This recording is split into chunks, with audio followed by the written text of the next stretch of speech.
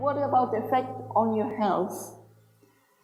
This is a very interesting study by Dr. Ramesh Manocha from Australia, and he tested 350 sahadža yoga meditators, and he compared them to a group of people, a mixed group who practiced all sorts of meditation, hatha yoga, mindfulness meditation, and so on, and the Australian norm, and the norm consisted of thousands of people. What he found is the sahadža yoga meditators were better in their general health, in the social function, and in their mental health. They weren't better in the physical function, but that's because sahadža yoga is not a sport. Then he tested, what is it, what makes them better? So he tested, is it the hours they meditate? Is it the amount of mantras they say? Is it how many meetings they attend?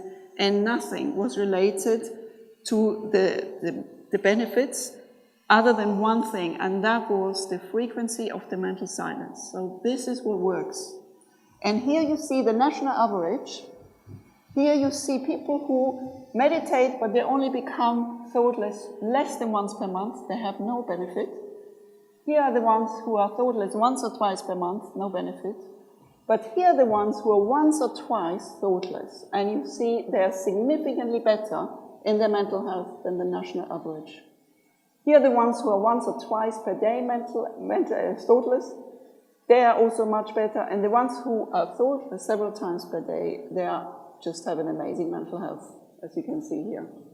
So in conclusion, it's the state of mental silence which works, nothing else. But what this means also, that means if you meditate, you need to find a meditation which teaches you to achieve the state of mental silence. Otherwise, you have no health benefits. He found exactly the same on general health, so this is physical and mental health, so exactly the same. This is the average. These are people who are thoughtless several times per day, a significant improvement of their general health, and so on. And then here, if you meditate for years, you never go thoughtless, you may also not have benefits, so you have to try a bit harder to get there.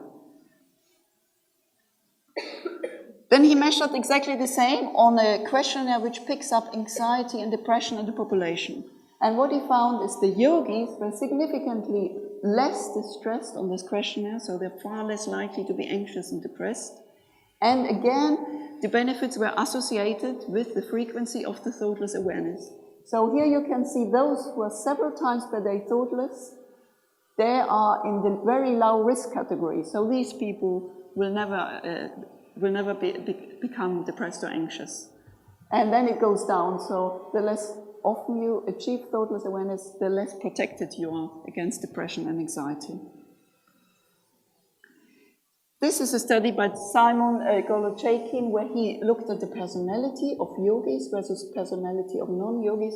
He found that the meditators are significantly less depressed, significantly less neurotic, have less paranoid thoughts, less anxious, and less difficulties in identifying and expressing emotions.